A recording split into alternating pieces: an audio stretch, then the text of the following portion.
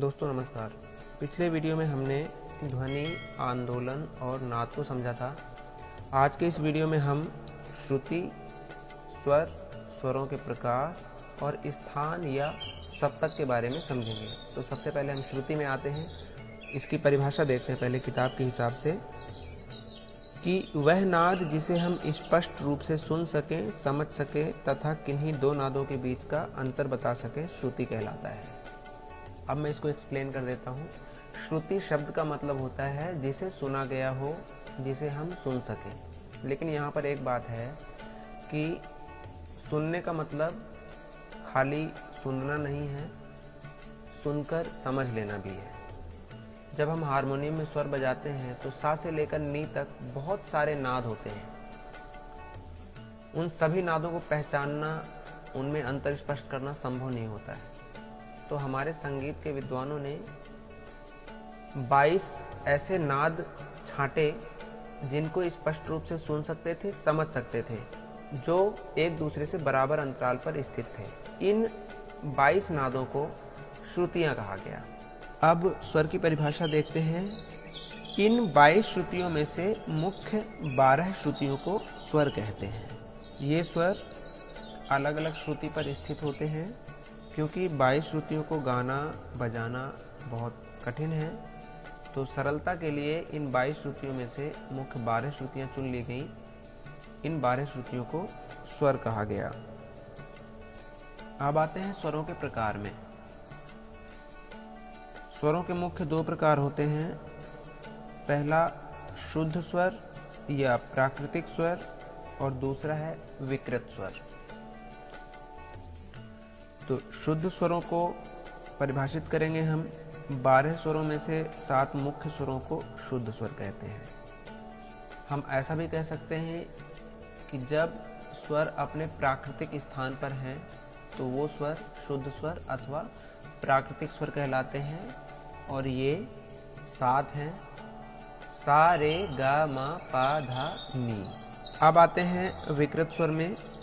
जो स्वर अपने निश्चित स्थान से, या हम कह सकते हैं जो स्वर अपने प्राकृतिक स्थान से थोड़ा उतर जाएं या थोड़ा चढ़ जाएं, वे स्वर विकृत स्वर कहलाते हैं।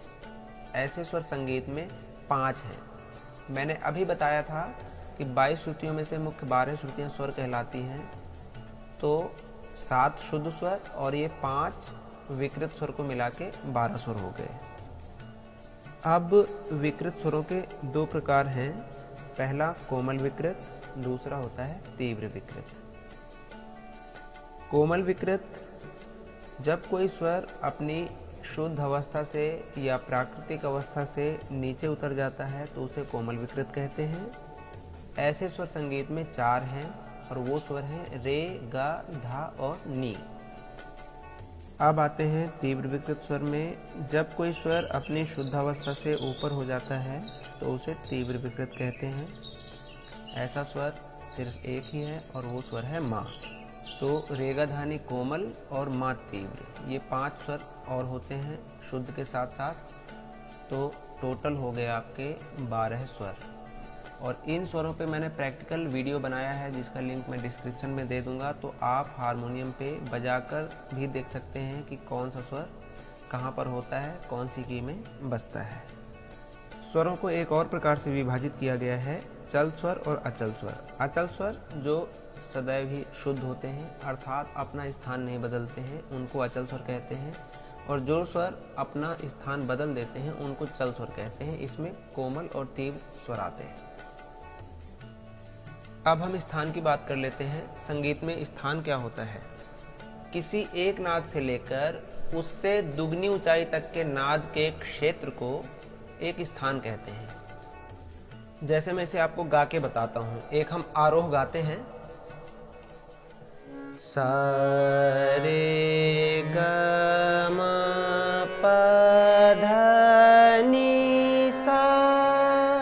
इस आरोह में मैं पहले सा से लेके अंतिम सा तक गया, तो जो बाद वाला सा था वो पहले सा से ठीक दुगनी ऊंचाई पर था।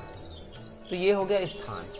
अब हम जल्दी से बात कर लेते हैं स्थान के कितने भेद हैं। तो स्थान के 3 भेद हैं। पहला होता है मंद्र स्थान, दूसरा होता है मध्य स्थान और तीसरा होता है तार स्थान। इन तीनों स्थानों को समझने के लिए सबसे पहले हम मध्य स्थान समझते हैं। मध्य स्थान वो होता है जहाँ से आप सा बजाना शुरू करते हैं। जहाँ से भी आप सा बजाते हैं वहाँ से लेकर नी तक वो होता है मध्य स्थान। सा से पहले का जो स्थान होता है आपका वो होता है मंद्र स्थान, और नी से आगे का स्थान होता है उसको कहते हैं तार स्थान। स्थानों को हम सप्तक भी कहते हैं। सप्तक के बारे में डिटेल्ड वीडियो मैंने बनाया हुआ है, इसको भी मैं डिस्क्रिप्शन में डाल दूंगा, तो आप इसको वहाँ से समझ सकते हैं। इस वीडियो में इतना ही। आगे आने वाले वीडियो में और भी शब्दों की परिभाषाएं जानेंगे, उनको समझेंगे।